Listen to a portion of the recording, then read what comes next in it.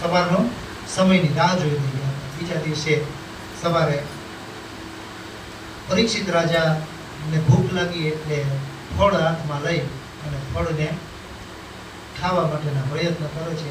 એ જ સમયે તક્ષક નાગ એક જીવડાના રૂપમાંથી ઉત્પન્ન થઈ અને બહાર નીકળે છે. તક્ષક નાગને એ જીવડાના સ્વરૂપમાં આવ્યો તો એને આંગળીથી આમ ખસેડીને બહાર ફેંકી દે છે. એ જ સમયે તક્ષક નાગે જોતામાં તો વિકરાળ નાગનું સ્વરૂપ ધારણ કરી લીધું અને પરીક્ષિત રાજાની સામે જોઈ રહ્યા છે. પરીક્ષિત રાજા એકદમ ભયથી આકુળ અને વ્યાકુળ થઈ ગયું, કારણ કે મૃત્યુ સામે આવી ગયું અને જે મૃત્યુની ઘડી નક્કી થઈ ગઈ હોય ને ત્યાં સુધી મૃત્યુ નથી. આવી રીતના તક્ષક નાગે પરીક્ષિત રાજા સાથે ઘણો બધી સંવાદ કર્યો અને પછી કીધું કે તમારો સમય પૂર્ણ થઈ ગયો છે રાજન, હવે તમારે જવું પડશે.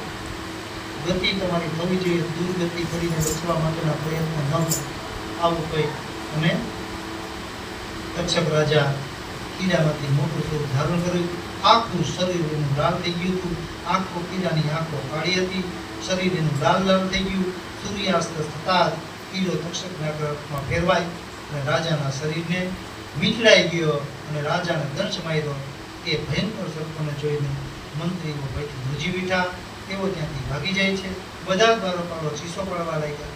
રાજાનું જીવન સમાપ્ત કરી અને સમય અનુસાર તક્ષક નાગ પ્રાણીઓને મળતો તરત જ અંતરિક્ષની અંદર ચાલ્યો જાય છે.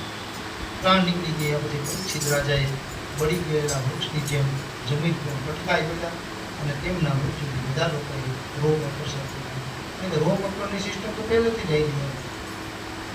જ્યારે ભગવાન